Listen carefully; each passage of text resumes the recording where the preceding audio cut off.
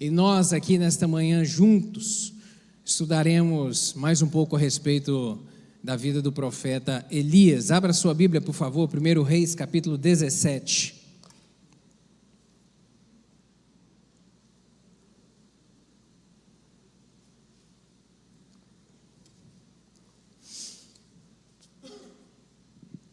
Eu vou te convidar a ficar em pé, para em reverência lermos essa santa palavra. 1 Reis, capítulo 17, leremos a partir do verso 17.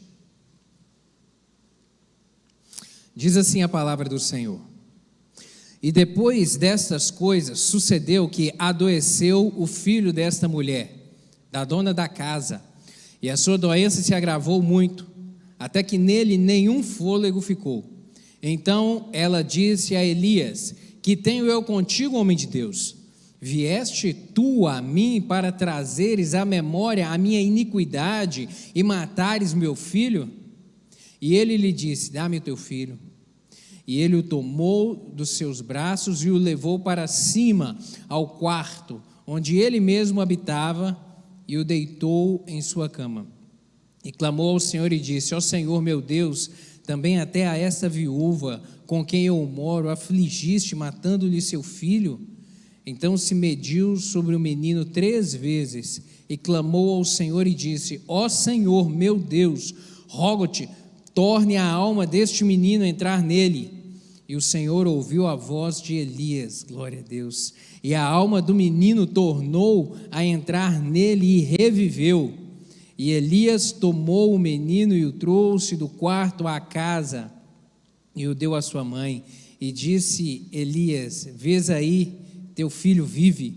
Então a mulher disse a Elias: Nisso conheço agora que tu és homem de Deus e que a palavra do Senhor na tua boca é verdade. Amém. Vamos orar mais uma vez, vamos pedir ao Espírito Santo que aplique essa palavra ao nosso coração. Pai, te damos graças pela liberdade de estarmos na tua casa, pelo privilégio que é para nós nos reunirmos para engrandecer o nome do Senhor.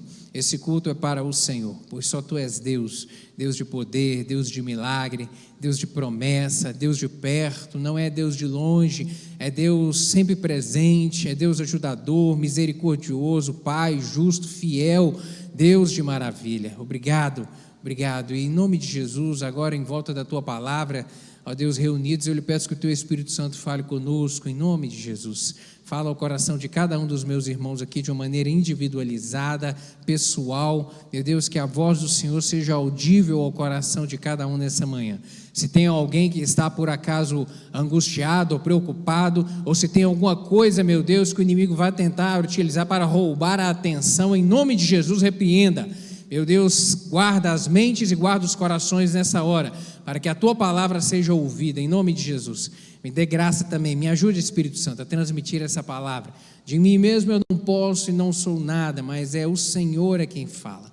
Dá-me a Tua graça, é o que eu lhe peço em nome de Jesus. Amém. Você pode se sentar, meu querido.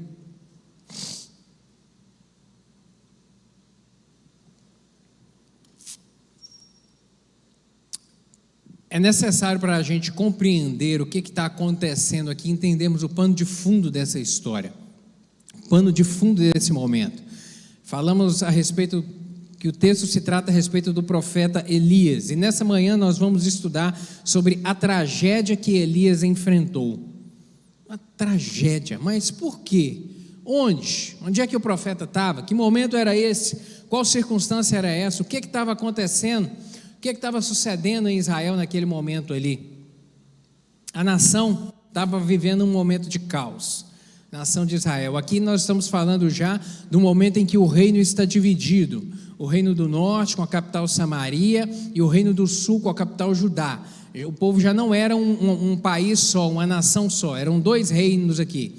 E quando a gente fala de reino de Israel, aqui a gente está se referindo ao reino do norte, nesse momento da história aqui. O reino de Israel, o reino do norte, estava vivendo um tempo de caos, porque todos os reis que passaram por lá foram homens que não temeram ao Senhor, foram homens que não tiveram compromisso com Deus, foram homens que levaram o povo a uma adoração coletiva e nacional a ídolos, abandonaram Jeová, abandonaram o Deus que os tirou lá do Egito, o Deus que os trouxe, que os guardou, que os colocou naquela terra, o Deus dos seus pais, de Abraão, de Isaque, Jacó, eles abandonaram e fizeram para si ídolos, estátuas, e começaram a se dobrar a elas. Uma adoração nacional e coletiva. O povo, o país inteiro, eu digo o Reino do Norte, estava nesse momento. Então essa adoração, essa idolatria vinha se sucedendo de reinado em reinado. Todos os que passaram ali foram homens perversos e que não tinham aliança e compromisso com o Deus verdadeiro. E nesse momento da história aqui, se você mantiver a sua Bíblia aberta aí no capítulo 17, lá no título está escrito: Elias prediz contra Acabe. O rei que governava nesse momento aqui era Acabe. E Acabe, não bastasse fosse um pior, senão um dos piores, se não fosse um dos piores, o pior rei que passou ali pelo Reino do Norte, ali por Israel, não bastasse ele ser um homem ruim, ele ainda casou com a pior mulher que existia no mundo daquele tempo ali, Jezabel. Sabe, terrível, uma mulher maligna, mandona, idólatra, assassina, e que realmente conduziu este homem ainda mais a um local de ainda mais perversidade, a um nível ainda maior de perversidade, de apostasia e de tudo que era possível fazer contra Deus. Ela o incentivou a fazer e ele o fez, e ela também promovia essa idolatria em Israel. Então, um tempo terrível. Acabe era como um boneco nas mãos dessa mulher. E foi nesse contexto aqui que surge Elias, o profeta, com uma palavra direta, objetiva e curta. Ele aparece no versículo 1 do capítulo 17, aí ele aparece diante de Acabe, já trazendo uma mensagem: Acabe, não vai chover durante 3 anos, não vai chover durante um período de tempo. Esse período de tempo foi 3 anos. Não choverá. Uma palavra curta. E isso tinha uma finalidade e um propósito. E essa notícia não era uma simples notícia. Era uma mensagem curta, objetiva, mas era bombástica. Por quê? Porque nós estamos falando aqui de um tempo em que o povo vivia basicamente da agricultura e da pecuária.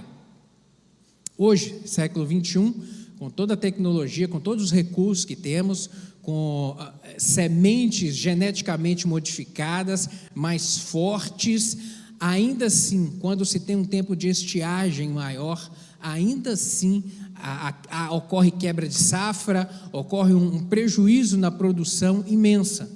Agora você imagina só nesse tempo aqui, em que os recursos eram zero, eram precários demais. Um tempo de estiagem era uma péssima notícia, era uma catástrofe que estava sendo predita. Então essa era a notícia terrível que Elias estava trazendo para o rei naquele momento ali. E nenhum governante quer dificuldade no seu reino, nenhum líder quer dificuldade, nenhum governante. Ele quer viver tempo de prosperidade, governar, porque governar em tempo de prosperidade é muito mais fácil que governar em tempo de escassez. E essa notícia foi péssima para Acabe, e péssima também sobre o aspecto espiritual. E essa notícia tinha esse propósito. Por quê? Porque Baal, que era o rei adorado neste momento aqui, ele era tido como aquele que mandava as chuvas e que fazia a colheita prosperar, que fazia as sementes crescerem, germinarem, produzirem fruto. Era o Deus da prosperidade. Então o povo adorava a Baal, acreditando ser ele o Deus da prosperidade. Quando Elias vem trazer essa palavra, essa mensagem dizendo: olha, não vai chover, haverá tempo de miséria, tempo de fome. Essa palavra tinha um propósito de também confrontar essa entidade maligna e revelar que ela não era Deus, era um demônio, era uma entidade maligna que estava sendo adorada. E não tem o domínio sobre as coisas, porque quem domina e governa todas as coisas é o nosso Deus, que domina no céu e que também governa as coisas na terra. Então tinha essa finalidade também de confrontar essa entidade maligna. É uma seca prolongada que veio suceder e ela começou. E quando Elias surge e logo em seguida traz essa notícia, Deus dá uma ordem para ele, que era para ele sair ali daquele momento da frente de Acabe e se retirar para um local distante. Deus decidiu retirar realmente Elias do holofote, do palco, de onde ele estava ali de frente com Acabe, e mandá-lo para um local deserto. Determinou que ele fosse lá para a região do rio Querite, do ribeiro Querite. Era um ribeiro que era um dos afluentes ali do rio Jordão. Ele é levado para lá, um local solitário, e lá ele permaneceu durante um grande tempo. Deus queria proteger Elias, mas também queria trabalhar em Elias, queria tratar Elias, porque para prevalecer em público é preciso ser treinado no secreto. Para prevalecer em público é preciso ser lapidado por Deus no secreto. É no secreto do nosso quarto, onde nós dobramos os joelhos e oramos, e onde meditamos na palavra do Senhor, é que Ele vai trabalhando em nosso coração, modificando, melhorando, amadurecendo, nos dando experiências com Ele, querido. Antes de fazer a obra de Deus, nós precisamos conhecer Ele, o nosso Deus, na intimidade, conhecer o nosso Deus de perto, sabe, conhecê-lo realmente, quem Ele é na sua intimidade. Elias obedeceu à voz do Senhor e foi até lá a região do ribeiro Querite, e lá ele foi sustentado por Deus, por corvos, que mandavam diariamente alimento para ele. Versículo 6, acompanha aí na Bíblia. E os corvos lhe traziam pão e carne pela manhã, como também pão e carne à noite, e ele bebia do ribeiro. O Senhor enviou a provisão na medida certa para ele durante todo o tempo que ele permaneceu ali. A Bíblia não registra quanto tempo ele permaneceu ali, mas ele permaneceu por algum certo tempo ali, porque a palavra do Senhor diz que chegou um tempo que o ribeiro secou. O ribeiro secou. E foi um momento que Deus determinou que ele se deslocasse dali. E o ribeiro secou, eu digo que o ribeiro secou foi pela permissão de Deus. Não foi algo de surpresa. Elias não saiu dali porque o ribeiro secou, não. Deus já sabia que o ribeiro iria secar, e Deus tinha um propósito na vida deste homem, de o levar para um outro local, porque o tempo do Senhor de trabalhar em Elias e de moldar este homem ainda estava no processo. O processo estava desenvolvendo. E aí no verso 9 vai dizer que e levantou-se, a palavra do Senhor dizendo: levanta-te e vai a Sarepta, que é de Sidom, e habita ali, e eis que te ordenei ali uma mulher viúva que te sustente. Deus determinou a ele: olha, você vai sair agora deste local e vai até uma cidade chamada Sarepta, e lá eu já trabalhei no coração de uma mulher lá, que ela vai te sustentar, é uma viúva, ela vai te sustentar. Ele vai para lá. A palavra Sarepta significa fundir ou refinar. Era justamente isso que o Senhor pretendia continuar a fazer nesse processo de lapidação de Elias, fundir. O fogo de Deus, ele tem essa finalidade. Nós sabemos que o que trabalha o metal, o que funde ou o que refina o metal é justamente o fogo. E o fogo do Senhor, o fogo de Deus, ele tem essa finalidade na nossa vida. Ele não nos destrói, mas ele nos lapida. Ele nos purifica, Ele tira aquelas coisas que precisam de ser retiradas para ficar limpo.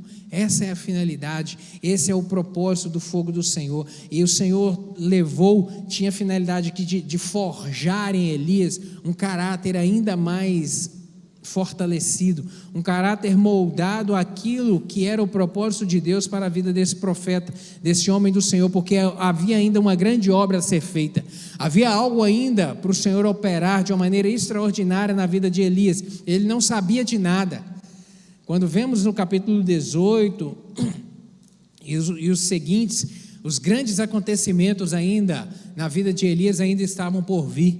E o tempo de Sarepta foi o tempo em que lá ele permaneceu na casa dessa viúva, sendo também forjado e lapidado pelo Senhor. Deus é perfeito em tudo, meu querido, porque Ele sempre está no controle. Nada passa desapercebido ao Senhor. Por isso que a gente pode descansar nele. Deus sabia onde que Elias estava nesse momento aqui, lá no ribeiro Querite. Deus sabia, foi Deus que determinou que ele fosse para lá, foi Deus que dia a dia, diariamente, enviou o sustento que ele precisava para poder sobreviver. Deus sabia de todas as coisas, Deus sabia que o ribeiro iria secar, Deus sabia o tempo que o ribeiro iria secar, e se fosse da vontade de Deus que não secasse, também era muito simples, porque Deus ele move no sobrenatural, mas Deus era propósito dele que também o ribeiro secasse. Deus tinha outros planos na vida deste homem, algo ainda a fazer. Querido, é a mesma coisa, essa mesma convicção, eu e você temos que ter na nossa vida. Deus sabe onde é que você está. Deus sabe o que está acontecendo na sua vida. Deus te conhece, Deus te vê. As coisas que acontecem não estão passando desapercebido aos olhos do Senhor, não, querido. Descanse nele, saiba disso. Hebreus capítulo 4, verso 13, tem essa palavra do Senhor que diz que nada em toda a criação está oculto aos olhos de Deus. Tudo está descoberto e exposto diante dos olhos daquele a quem havemos de prestar conta. Nada está oculto ao Senhor. Deus está te vendo. Deus vê as coisas que estão desenvolvendo na sua vida, e às vezes você deita a cabeça no travesseiro cheio de questionamentos e se perguntando: Deus, o Senhor não está me enxergando? Não, Deus, o Senhor não está vendo que a água está se elevando o nível dela? Não, Senhor. Deus está vendo, meu querido. Deus está vendo. Deus está vendo. O Senhor conhece a sua rotina. Não se preocupe, está tudo sob controle. O controle do Senhor está sobre a sua vida. O Senhor sabia para onde Elias estava indo nesse momento aqui. Ele estava caminhando em direção a Sarepta. Deus havia ordenado isso. Sarepta era uma cidade que estava distante 150 quilômetros ali do Ribeiro Querite. Ou seja, Elias tinha que atravessar uma parte de Israel andando. 150 quilômetros de carro hoje já é algum tempo. Agora você imagina andando a pé no deserto. Era muito tempo de caminhada, muito tempo, e muito tempo descoberto. Por quê? Porque nesse tempo aqui, Acabe determinou que Elias fosse procurado, fosse caçado. Ele estava atrás desse homem que havia predito que não choveria, porque ele disse que, no verso 1, vive o Senhor Deus de Israel, que perante cuja face estou, que nestes anos nem orvalho nem chuva haverá, senão segundo a minha palavra. Elias disse: olha, não vai chover até que eu diga que vai chover. Então Acabe determinou que ele fosse caçado, porque eu preciso obrigar agora este homem a dizer que vai chover. Essa era a mentalidade dele. Elias estava como um foragido da justiça, estava sendo procurado vivo ou morto, realmente caçado, e para atravessar esse país inteiro andando era necessário proteção. E Deus enviou a proteção necessária. Deus enviou, na medida certa ali, a proteção para dia a dia ele prosseguir na caminhada e chegar até ao seu destino. Elias teve que confiar no Senhor, teve que confiar que a proteção de Deus estaria sobre ele. E realmente, como é bom nós termos essa convicção de que a boa mão do Senhor está sobre a gente. Isso traz segurança, isso traz paz ao nosso coração. Salmo 118, verso 6, diz que o Senhor está comigo, não temerei. O que me pode fazer o homem? O Senhor está comigo. O Senhor está comigo, não temerei. O que me pode causar de mal qualquer pessoa que seja? O Senhor está comigo. Guarde isso no seu coração, querido. Todos os dias, quando levantar, ao chegar, ao sair, o Senhor está comigo. O que me pode fazer o homem? Quem pode se levantar contra a mão do Senhor? Quem pode contra o braço forte do meu Deus, aquele que vai diante de mim, aquele que me sustenta, aquele que me segura pela mão? Quem pode? Confie nessa palavra todos os dias, confie. Vemos aqui que Deus também sabia da provisão que Elias teria lá em Sarepta. Ele havia determinado que uma viúva o sustentaria. O Senhor já trouxe essa convicção a ele, essa certeza no seu coração. O que eu aprendo com isso é que quando estamos no lugar que Deus mandou, no tempo de Deus, nunca teremos falta da provisão na nossa vida. Quando estamos no local que Deus mandou que estivéssemos, quando estamos no tempo dele nas nossas vidas, querida, a provisão não vai faltar. Não vai faltar provisão, mas a obediência, ela precede a provisão. Entenda isso sempre. Você pode repetir isso comigo? A obediência precede a provisão. A obediência precede a provisão sempre. Você quer estar sob o cuidado de Deus? Você quer ter a certeza de que a provisão do Senhor vai te alcançar em todo o tempo? Seja obediente. Seja obediente. Elias precisou obedecer. Precisou se submeter à palavra do Senhor a ele, de se deslocar, de andar 150 quilômetros, de que ele seria recebido na casa de uma mulher que ele não sabia quem era, ele sabia sequer como iria encontrar essa mulher, e lá ele seria sustentado pelo Senhor. A provisão a obediência precede a provisão. Não se esqueça disso nunca. Não se esqueça disso na sua vida, no trabalho, sabe, em cumprir a ordenança do Senhor, em obedecer a sua palavra. Quer ser próspero? A obediência precede sempre a provisão, sempre. A segurança de que o Senhor vai fazer, de que o Senhor vai abrir a porta, ela tem que estar guardada antes pela obediência ao Senhor e aos seus princípios. A viúva, lá em Sarepta estava essa viúva que estava vivendo também um tempo de seca. Lá também era seca, lá também era fome. Em Sarepta não havia fartura de comida, não havia. E essa viúva era uma viúva pobre, e que a região que ela morava estava sendo atingida pela mesma seca que estava acontecendo em Israel. A mesma palavra que Elias trouxe para Acabe lá a respeito de Israel, da sua terra, estava também refletindo aqui em Sarepta, que era uma outra nação, um outro povo, estavam vivendo o efeito colateral dessa seca que havia sido predita por esse homem aqui. Foi atingida pela seca. E essa mulher, quando nós lemos aqui a partir do verso 8 até o verso 16, nós vemos que quando Elias encontra com ela, Elias pede a ela que faça um bolo, que traga algo para ela comer, e ela diz que não tinha provisão na sua casa, não tinha provisão, ela estava sem provisão, ela ia preparar uma última refeição, ia comer com seu filho e em seguida ia morrer. Os versos 11 e 12, acompanhem aí, dizem o seguinte: indo ela a buscá-la, ele a chamou e lhe disse: traz-me também um bocado de pão na tua mão. Porém ela respondeu: tão certo como vive o Senhor teu Deus, nada tenho cozido, há somente um punhado de farinha numa panela e um pouco de azeite na botija. E vês aqui, apanhei 2 cavacos, que é madeira, e vou preparar esse resto de comida para mim e para meu filho comê-los, e vamos comer e depois nós morreremos. Essa mulher estava sem recurso, a sua despensa estava vazia, e ela sabia que ela ia morrer de fome. Tempo difícil, mas Deus fez um milagre na casa dela. Deus fez um milagre, assim, algo realmente extraordinário. Deus, através do profeta, disse que, olha, não vai faltar a farinha e não vai faltar o azeite na botija. Deus vai multiplicar a farinha na sua panela. Pode fazer o alimento, porque não vai faltar. Ela obedeceu. Lembre-se mais uma vez, está vendo? A obediência precede a provisão na vida dela. Isso é um princípio.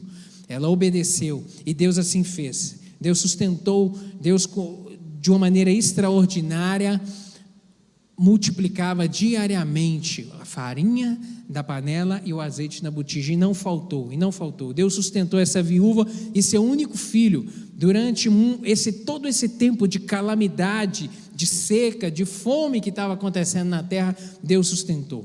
Sabe, querido, o que eu aprendo com essa mulher é que se dispõe a ser instrumento de Deus na vida dos outros, e você verá o extraordinário na sua vida. O que eu aprendo com essa mulher é que esse momento dela, essa disposição dela em abençoar Elias, em abrir as portas da sua casa para receber Elias, é que se disponha a ser instrumento de Deus na vida de outros, e você vai ver o extraordinário na sua vida. Você vai ver, quando há essa disposição de estender a mão, de ajudar, de abençoar, de abraçar, de orar, de abrir a carteira, de abrir o bolso e semear na vida dos outros. Quando há essa disposição, essa voluntariedade em ser generoso para abençoar a vida de outros, a palavra do Senhor diz que o sobrenatural acontece. Provérbios capítulo 11, verso 25, a palavra do Senhor fala isso de uma maneira muito clara, que o generoso prosperará, quem dá alívio aos outros, alívio receberá. Quem dá alívio aos outros, quem é instrumento de Deus para abençoar a vida dos outros, também será abençoado. No capítulo 22, verso 9 de Provérbios, vai dizer que quem é generoso será abençoado, pois reparte o pão com o pobre. Pois reparte o seu pão com o pobre. Quem é generoso prosperará. A palavra do Senhor diz isso. Há um princípio, isso aqui é um princípio, e esse princípio ele se cumpre na vida daquele que realmente se dispõe a obedecer. E essa mulher, essa viúva, essa pobre viúva se dispôs a isso. E ela viu a provisão acontecer na sua casa de maneira extraordinária. E você consegue imaginar isso? Porque não foi um milagre que aconteceu uma vez, não foi uma vez que surgiu, que a despensa dela se encheu de maneira instantânea. Não foi, era todos os dias. Aí você imagina isso, todos os dias ela retirava a porção pela manhã, e à noite estava lá novamente. Aí à noite ela retirava a porção, fazia o seu alimento, e no outro dia novamente, e foi-se, era diariamente. Você consegue imaginar isso, diariamente você vendo um milagre acontecer? Assim, o quanto deve ser uma experiência deliciosa, o dia a dia, o confiar e ver Deus, e você ver com os olhos, que não, eu estou tirando, e no outro dia estar novamente, e no outro dia um milagre, no outro dia um milagre, sabe, o milagre foi se repetindo dia a dia, tempo em tempo. Quão foi realmente deliciosa essa experiência, esse extraordinário desse milagre. E realmente deve ter sido um tempo de muita alegria, de muito contentamento, porque quando experimentamos um milagre na nossa vida, realmente o nosso coração se regozija na presença do Senhor. Como é bom experimentar, como é bom orar e ver Deus curando, como é bom orar e ver Deus abrindo uma porta como resposta de oração, como é bom orar e crer e clamar e ver o Senhor mover pessoas, mover o sobrenatural para trazer uma bênção nas suas mãos e te entregar. Como é gostoso essa experiência, como o nosso coração se alegra em relação a isso. E é muito provável que Elias, nesse tempo aqui de provisão, esse tempo de milagre, ele pensou que jamais teria algum problema tão cedo na vida. Ele deve ter se descansado e pensado, nossa, agora está tudo bem. E realmente estava muito bem. Era tempo de fome, mas tinha fartura de comida em casa. Ele estava alojado agora em um quarto, um local muito melhor do que lá no deserto, na beirada do rio, onde ele habitou por algum tempo. Agora ele tinha um quarto, ele tinha uma cama. Agora ele estava num local mais seguro, ele não estava exposto a qualquer um que chegasse a ele, como Acabe estava procurando. Agora não, agora era um tempo melhor. Realmente eu imagino que Elias deve ter pensado que seria um tempo agora de tranquilidade, um tempo sem problemas. Mas o problema chegou, o problema aconteceu. Na casa do milagre aconteceu uma tragédia. Na casa onde havia um milagre diariamente surgindo, aconteceu uma tragédia. E foi a tragédia que nós lemos aqui a partir do verso 17. E o que eu aprendo com isso, querida, é que os ventos podem mudar a qualquer momento.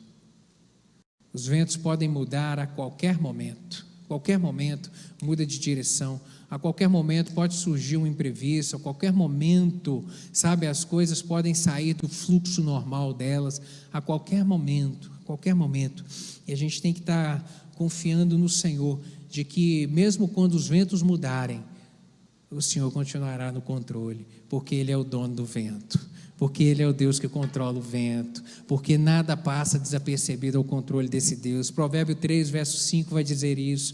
Confie no Senhor de todo o seu coração e não se apoie no seu próprio entendimento.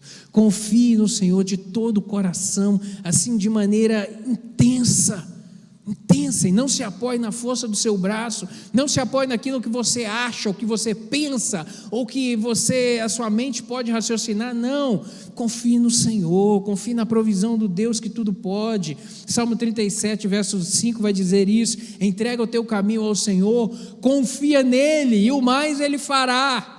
Entrega ao Senhor e confia e descansa e realmente acredite que Ele vai direcionar, que Ele vai agir, que Ele vai trabalhar, e descanse, porque confiar em Deus, querido, é certeza da vitória na vida da gente, certeza da vitória. Os ventos podem mudar a qualquer momento, não se esqueça disso nunca. Aproveite o tempo de paz, aproveite o tempo da brisa, aproveite o tempo da tranquilidade, mas tenha certeza, uma hora o vento vai mudar E no momento que o vento mudar, a gente tem que estar realmente ainda mais firmado e fortalecido no Senhor, crendo que Ele continua sendo o Deus do vento, que o vento pode mudar de direção, mas o Senhor continua segurando e firmando o nosso barco e conduzindo o nosso barco. Mas isso, querido, entenda bem, a gente só consegue compreender quando a gente tem a percepção exata do que é o principal na vida da gente. Algum tempo atrás eu preguei aqui na igreja e falei na última mensagem a respeito disso. O que é o principal na nossa vida? É a bênção ou é o Deus da bênção? O que é o principal na vida da gente? E a gente só consegue perceber essa questão de que o vento mudar e continuar confiando no Senhor quando a gente compreende o que é o principal nas nossas vidas. O que é o principal? Porque o Deus da bênção, Ele é melhor do que a bênção de Deus. O Deus da bênção é sempre melhor. Andar com o Senhor, relacionar com o Senhor é muito melhor do que qualquer coisa que Ele pode nos conceder durante esse tempo da caminhada da vida. Por quê? Porque tudo tem prazo de validade. A bênção, inclusive a bênção do Senhor, na nossa vida terrena aqui. Por quê? Porque tudo tem prazo de validade, até mesmo a gente. Lá em Salmos, o que é que diz a palavra do Senhor? A vida do homem vai até 70, no muito 80 anos. O que passa disso é o quê? Enfado e canseira. O nosso vigor, a nossa saúde, a nossa força, ela tem prazo de validade. Então qualquer bênção que nós venhamos, que o Senhor venha nos agraciar nessa terra, ela é perecível, ela tem prazo de validade. Agora, o Deus da bênção não. O Deus da bênção é extraordinário, o Deus da bênção é eterno. O Deus da bênção é eterno, por isso que vale a pena ter essa percepção de que o melhor é o Senhor, é o que Ele é e o que Ele realmente transforma e age nas nossas vidas. As pessoas, elas querem salvação, mas às vezes não querem o Salvador, querem os dons, mas não querem o doador. É necessário entender sempre o que é o principal. A maior necessidade da nossa vida realmente não são as bênçãos, mas é o Deus da bênção, porque o tudo sem o Senhor não é nada. O tudo sem Deus não tem graça, não tem cor, não tem sabor, não faz sentido. O que traz realmente um sentido para a nossa vida é a presença do Senhor. O que traz prazer para a nossa vida é Ele, que é a fonte de todo o prazer. Só a plenitude de alegria na presença de Deus. Então, quando os ventos mudarem, meu querido, entenda isso, o Senhor tem que continuar sendo Deus em todo o tempo, quando o vento está a favor ou quando o vento está contra. Entenda isso, porque o que vale a pena é o principal, e o principal tem que ser sempre o Senhor. Seguindo aqui, a partir do verso 17 ao 23 aqui, a gente vê que o filho da viúva morreu. O filho morreu, e diz assim: e depois dessas coisas sucedeu que adoeceu o filho dessa mulher, a dona da casa, e a sua doença se agravou muito, até que nele nenhum fôlego ficou. Que tempo difícil. Surgiu aqui agora um tempo de dor e de questionamento na vida dessa mulher. Qualquer pai, nós sabemos disso, qualquer pai ou mãe fica muito afligido quando um filho está passando mal. Fala isso, fala sério. Quando o filho está doente, né, mexe com a gente. Se a gente pudesse, a gente tirava a enfermidade dele e colocava na gente. Porque é muito difícil para um pai ver um filho doente, ver um filho padecendo um tempo de enfermidade. Imagine então morrer. Que dor tremenda, a dor de ter que sepultar um filho. Que dor tremenda. Essa semana nós temos orado pela irmã Cristiane e continue orando por ela. O filho faleceu essa semana. Cristiane, em nome de Jesus, temos orado por você, querida. Deus vai te fortalecer e te dar o ânimo necessário para você seguir na caminhada da vida. Em nome de Jesus, recebe o consolo e o conforto do Senhor, porque é o Espírito Santo que faz isso. O Espírito Santo que faz isso. Imagina que a dor dessa mulher também, nesse momento de perder o filho. E em um contexto ainda muito pior do que o dos nossos dias aqui. Por quê? Porque nesse tempo aqui, os filhos eram a segurança dos pais no futuro. Não existia previdência social, não existia assistência social, não existia aposentadoria. Quando os pais envelheciam, eram os filhos que trabalhavam para o sustento dos pais. Então essa mulher, ela já era viúva, ela não tinha marido. Ela já vivia um momento de dificuldade imenso. Agora, sem filho, aí era uma calamidade instalada, aí era o caos na vida dela. O sem filho aqui realmente era uma sentença de morte para ela, a qualquer momento, realmente um momento muito difícil, uma dor realmente tremenda. Quanta calamidade essa mulher enfrentou aqui. E ela traz questionamentos a Elias. No verso 18 ela diz o seguinte: então disse ela a Elias: que fiz eu, ó homem de Deus? Vieste a mim para trazer à memória a minha iniquidade, matar o meu filho? O que eu fiz, homem de Deus? Você veio para minha casa para poder trazer desgraça para minha casa? Por que isso aconteceu? E é engraçado que às vezes as pessoas associam o sofrimento ao pecado. Isso é uma noção que ela está na humanidade desde longa data. Aqui nós estamos falando cerca de 2.500 anos atrás, mais ou menos 2.500 anos atrás, há muito tempo, sabe, há muito tempo mesmo. As pessoas sempre associam isso. E lá no Antigo Testamento era assim, no Novo Testamento também essa mentalidade. Nós vemos isso no Evangelho, João capítulo 9, verso 1 e 2, com Jesus Cristo caminhando, diz assim: caminhando Jesus viu um homem cego de nascença, e os seus discípulos lhe perguntaram: mestre, quem pecou, este ou seus pais, para que ele nascesse cego? Está vendo? Cá no Antigo Testamento, no Novo Testamento já tinham-se também essa noção. Quem pecou? A desgraça aconteceu na vida dele em razão de quê? Foi um pecado dele ou dos pais dele, para que isso sucedesse? E hoje, ainda nos nossos dias, não é diferente não.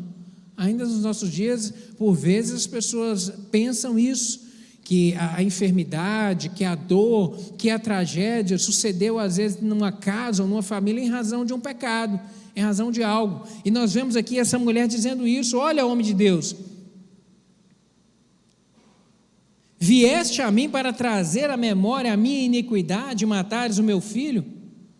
O fato dela chamar aqui Elias como homem de Deus, de repente ela estivesse pensando que o propósito maior de Deus ao trazer Elias à casa dela não era de fazer o milagre da provisão, mas era de castigá-la por alguma coisa que ela tivesse feita talvez no passado, algum erro, alguma falha, algum pecado, algo que de repente a consciência dela estava acusando ela.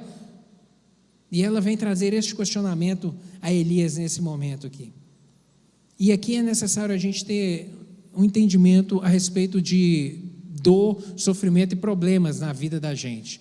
Algumas lições a gente aprende aqui. Primeira delas, a primeira observação que a gente tem que fazer é em relação à lei da semeadura. A lei da semeadura, ela é uma realidade para todos e em todas as áreas da vida. A gente não pode descartar ela nunca, ela é real.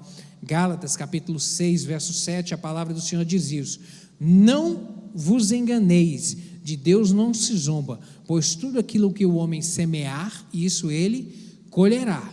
Então, de Deus não se zomba, não se engane.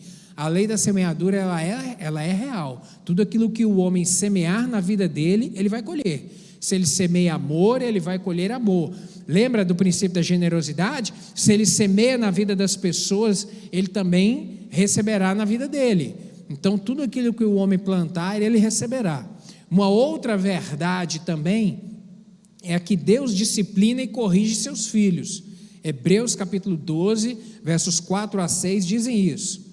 Ora, na vossa luta contra o pecado, ainda não tendes resistido até o sangue, e estáis esquecidos da exortação, que como a filhos discorre convosco. Filho meu, não menosprezes a correção que vem do Senhor, nem desmais quando por eles és reprovado, porque o Senhor corrige a quem ama, e açoita o filho a quem recebe.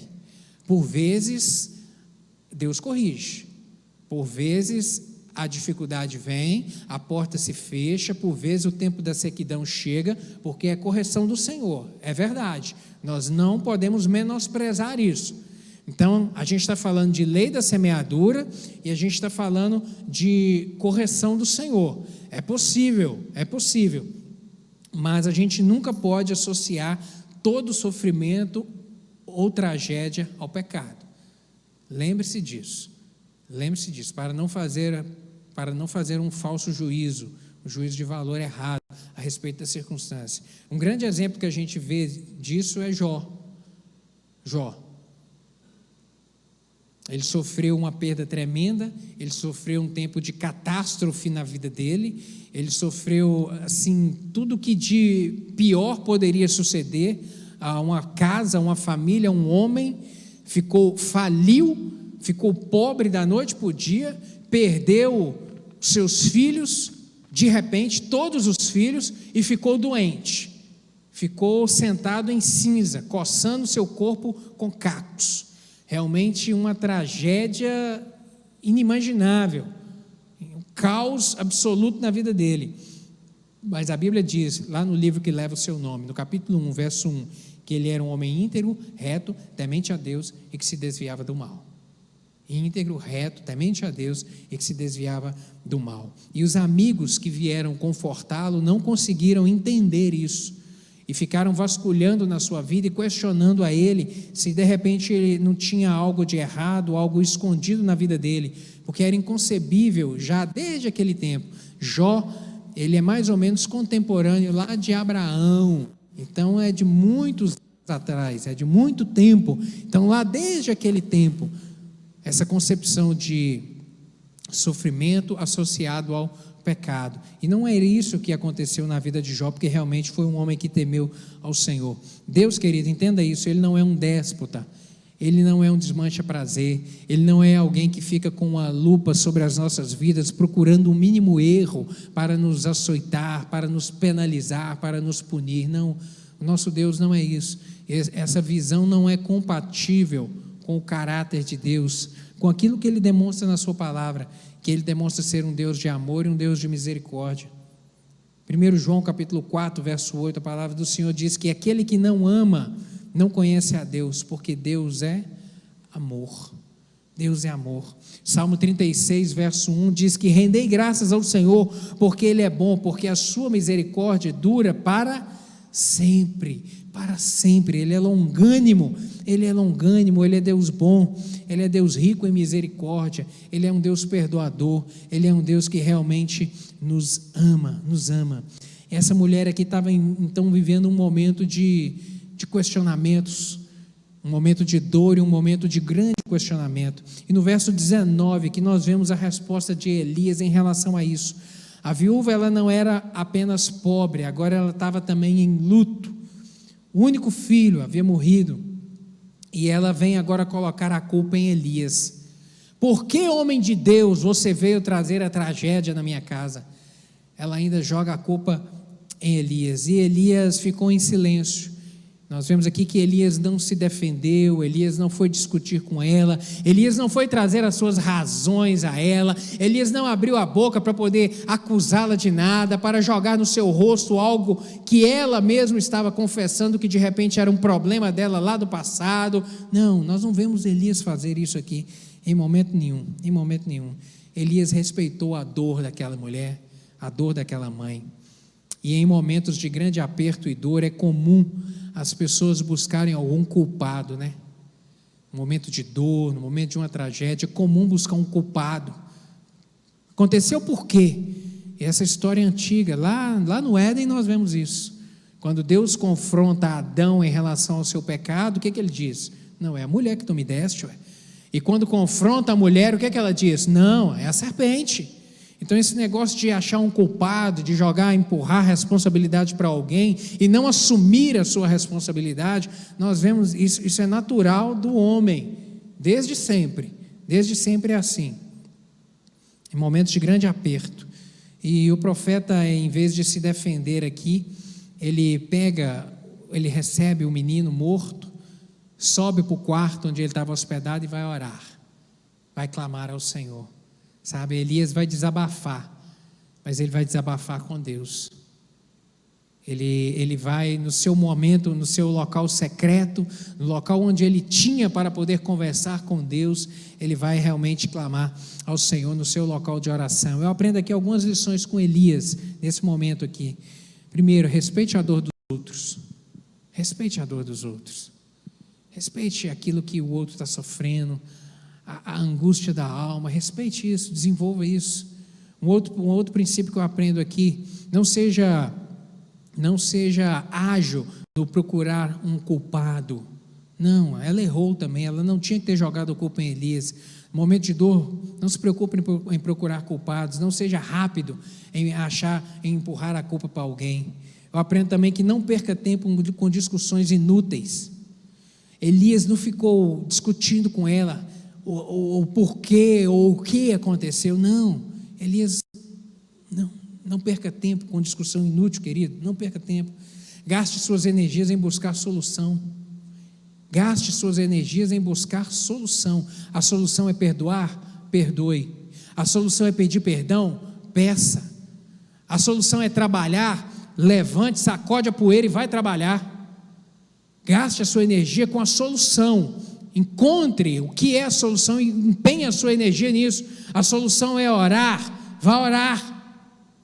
Busque a ajuda de Deus quando a solução fugir do seu controle, fugir do seu alcance. Não tem jeito de você resolver, então vá orar, vá pagar o preço de oração, vá clamar, vá apresentar ao Senhor, E um profeta que é enviado por Deus à casa de uma mulher viúva, para trazer ali um milagre de prosperidade, ele não poderia sair e deixar uma má imagem, uma má impressão. Não, ele não poderia jamais.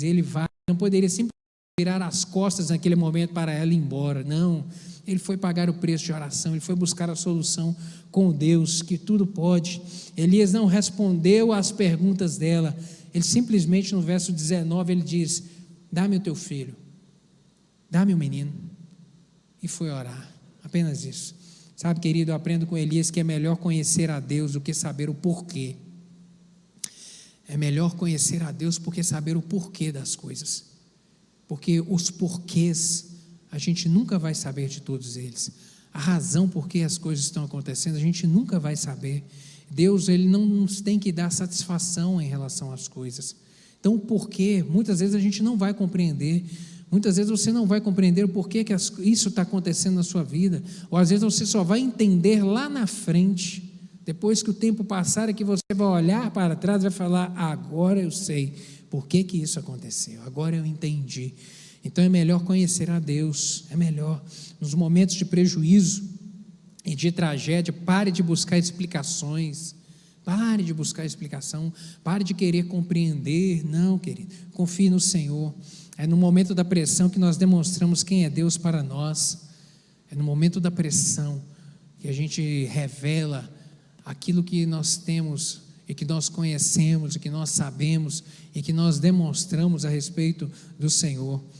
Nós aprendemos isso com Jó, como ele disse, no tempo de aperto que ele viveu, lá no capítulo 1, versos 20 a 22 do seu livro, ele diz o seguinte: então Jó se levantou, rasgou o seu manto, rapou a cabeça e lançou-se em terra e adorou, e disse: nu saí do ventre da minha mãe e nu voltarei, o Senhor o deu, o Senhor o tomou, bendito seja o nome do Senhor. Em tudo isso Jó não pecou, nem atribuiu falta a Deus. Era um homem íntegro, reto, temente a Deus, que se desviava do mal, e que a tragédia chegou na sua vida, e em nenhum momento nós vemos ele questionar: Deus, por que o Senhor permitiu isso? Deus, qual a razão disso? Não, ele simplesmente reconheceu que Deus é Deus no céu, Deus era Deus na terra, e Deus era Deus da sua vida, e adorou. Lá no capítulo 19, verso 25 do seu livro, diz que, porque, uma palavra de Jó afirmando: porque eu sei que o meu Redentor vive, e por fim ele vai se levantar sobre a terra. Eu sei que Deus vive, eu sei que Deus continua sendo Deus sempre. Deus não chega atrasado, Deus é Deus que tudo controla e Deus que tudo faz. A resposta de Elias às perguntas da viúva foi em buscar socorro em Deus. A resposta dele para ela foi: me dá um menino, eu vou orar. Essa que foi a resposta. E essa é a resposta que por vezes nós temos que tomar na nossa vida, querido. Em vez de questionar os porquês, que a gente às vezes não vai entender nunca, é orar, é abraçar, é chorar com o Senhor, é buscar no Senhor a resposta. E nos versos 20 e 21 aqui nós vemos a oração de Elias. Diz o seguinte no verso 20: então clamou ao Senhor e disse: ó Senhor meu Deus, também até a esta viúva com quem me hospedo afligiste, matando-lhe o filho. De repente esse questionamento aqui você precisa de compreender que essas palavras de Elias não significam uma acusação a Deus, mas é uma expressão de surpresa, uma expressão de grande surpresa, porque enquanto ele esperava que ela fosse extremamente abençoada na sua casa, porque ela o estava abençoando em recebê-lo, agora acontece uma tragédia ainda maior. Já não bastasse a fome, agora o falecimento de um filho iminente era uma tragédia ainda maior. E ele apresenta, isso é uma expressão que ele traz ao Senhor: Deus, como o Senhor ainda... uma tragédia ainda maior nesse momento, eu imaginando que ela vai ser abençoada, ainda mais próspera, agora surge isso, Senhor, surge isso. Mas Elias orou, no verso 21, ele orou de uma maneira muito objetiva, ele não teve medo, não teve receio de pedir a Deus o que ele precisava. Olha aí na sua Bíblia, diz o seguinte: e estendendo-se 3 vezes sobre o menino, ele deitou sobre o menino 3 vezes, clamou ao Senhor e disse: ó Senhor meu Deus, rogo-te que faça a alma deste menino entrar nele novamente. Elias foi objetivo, Elias foi direto na oração, ele falou: Deus, traz a alma desse menino de volta. Na verdade é o espírito. Deus, faz esse menino reviver novamente. Deus, querido, eu aprendo com Elias aqui: seja direto no orar, seja direto ao conversar com o Senhor, não dê voltas, não precisa de dar volta, não, seja direto, seja objetivo nas suas orações, apresente ao Senhor realmente a dor, chame pelo nome, fale onde você precisa da intervenção do Senhor, fale aquilo que está causando sofrimento, aquilo que está arrancando a sua paz, apresente ao Senhor de maneira direta, diga a Ele qual que é realmente a sua dor, e por quê? Aí de repente você fala assim: pastor, mas Deus não sabe de tudo, por que eu preciso de falar? Se Deus sabe, e a palavra do Senhor diz que Ele sabe, antes que a palavra chegue aos nossos lábios, o Senhor já sabe o que a gente vai dizer. Então por que eu tenho que dizer? Porque a expressão dos nossos lábios, querido, vai demonstrar a nossa confiança nele, vai demonstrar o tamanho da nossa fé. A expressão dos nossos lábios vai demonstrar a nossa confiança no Senhor, a nossa confiança. E a certeza do profeta aqui, ela foi tamanha, a certeza que Elias tinha de que Deus faria um milagre foi tamanha que ele não teve receio de tocar no menino que era um defunto, que ele não podia tocar, porque era proibido tocar em defunto, estava na lei, e Elias sabia disso. Números capítulo 19, verso 11: aquele que tocar em um morto, cadáver de algum homem, imundo será por 7 dias. Era proibido se tocar num defunto. Essa lei valia para todo mundo, e muito mais ainda para um profeta de Deus, que tinha que cumprir isso também. E ele não teve receio de deitar sobre o defunto, porque ele tinha uma convicção no seu coração: Deus, o Senhor vai fazer o milagre. Ele tinha fé, querido, e a fé, ela é o start do milagre na nossa vida. Guarde isso, a fé é o start do milagre na nossa vida. Se você precisa de um milagre, ore com fé. A gente aprende com Elias aqui algumas coisas. Primeira delas, que nos problemas, no momento do problema, não murmure, ore. No momento do problema, não murmure, ore. Marcos capítulo 11, verso 24, palavra do Senhor Jesus, que diz: por isso vos digo que tudo quanto em oração pedirdes, crede que recebestes, e assim será convosco. Crede, tenha fé, e assim o Senhor vai agir, e assim o Senhor vai fazer. Uma outra coisa que eu aprendo é que Deus pode transformar problema em triunfo pela oração. Deus pode transformar tragédia em triunfo pela oração. A oração move o sobrenatural a nosso favor. A oração move o céu e move a terra a nosso favor, querido, quando esta é a vontade de Deus, quando o Senhor quer agir, quando o Senhor quer curar, quando o Senhor quer restaurar, aí sim o Senhor opera, quando está dentro do propósito e do plano dele. Mas de repente, quando não é o propósito dele fazer do jeito que nós estamos orando ou clamando, ele vai nos dar também a força necessária para poder suportar, para caminhar, para prosseguir na caminhada. O Senhor dará o sustentáculo. Salmo 145, verso 18: perto está o Senhor de todos os que o invocam, em verdade. Nós vemos aqui, prosseguindo dos versos 22 a 24, a resposta de Deus e o testemunho da viúva. A resposta de Deus, versos 22 e 23, diz assim: o Senhor atendeu a voz de Elias, e a alma do menino tornou a entrar nele, e ele reviveu. Elias tomou o menino e o trouxe do quarto à casa, e o deu à sua mãe e lhe disse: vês aí o teu filho. Deus fez um milagre. Imagine a cena, Elias descendo a escada com o menino andando. Imagina a cena, imagina tanto que essa mulher não gritou e não pulou de alegria. Imagina só a cena, como realmente é extraordinário vivenciar o milagre do Senhor, experimentar o milagre. Sabe, querido, o propósito do Senhor era um propósito ainda maior naquela casa, semelhante como que foi lá na família de Lázaro. Você lembra?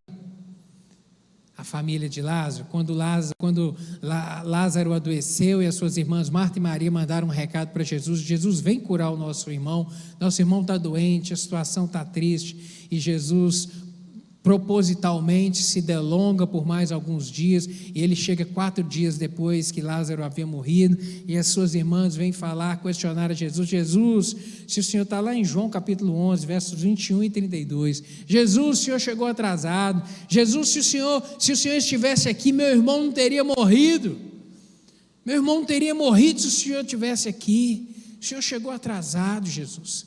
Mas o propósito de Jesus não era curar, o propósito de Jesus era ressuscitar.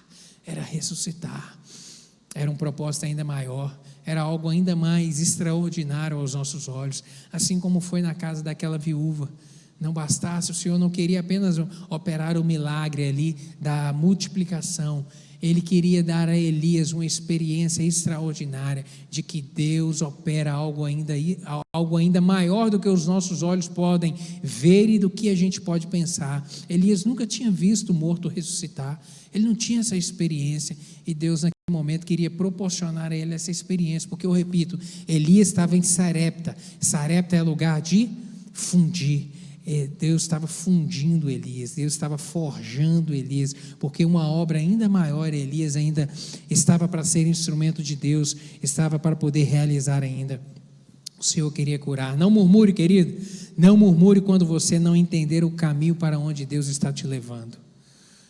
Elias não entendeu por que daquele óbito naquele momento, por que do menino morrer naquele momento. Ele não entendeu. Não murmure quando você não entender o caminho por onde Deus está te levando. Não murmure, continue a confiar no Senhor. Para a gente poder encerrar aqui, a gente vê no verso 24 o testemunho dela, o testemunho da viúva. Ela diz: então a mulher disse a Elias: nisto conheço agora que tu és homem de Deus, e que a palavra do Senhor na tua boca é verdade. É verdade. E aqui a gente precisa de diferenciar ou de separar algumas coisas, que uma coisa é pronunciar a palavra de Deus, outra coisa é ser boca de Deus. Uma coisa é pronunciar, outra coisa é ser boca de Deus. Nem todas as pessoas que proclamam a palavra de Deus são boca de Deus. Isso é um alerta para mim e para você. Nem todos aqueles que pronunciam a palavra de Deus são boca de Deus. A gente precisa de ter um filtro espiritual na nossa mente, a gente precisa de conhecer a palavra do Senhor, para não ser enganado por sutis alterações, por sutis opiniões que vão distorcendo ela. A gente precisa de ter esse filtro espiritual, essa maturidade, para a gente poder entender que nem todas as pessoas que proclamam a palavra de Deus realmente são boca de Deus. E aqui Elias foi boca de Deus na vida dessa mulher, e ela vem declarar isso, que a palavra do Senhor na tua boca é verdade, porque você vive aquilo que você fala. porque a mensagem que você carrega, realmente você vive ela. Isso causa mudança na sua vida.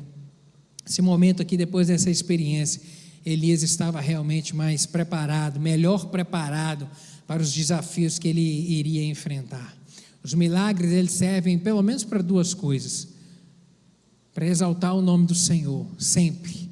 Um milagre, ele é sempre para exaltar o nome do Senhor, e ele também funciona para amadurecer a nossa fé, porque quando a gente ora e o Senhor age, a nossa fé é fortalecida, amém? A gente consegue caminhar mais na vida espiritual, sabendo que o Senhor é Deus de perto e não Deus de longe, amém, meu querido? Glória a Deus. Quantos ensinamentos a gente aprende aqui, através da vida de Elias nesse momento. Vamos ficar de pé para a gente orar?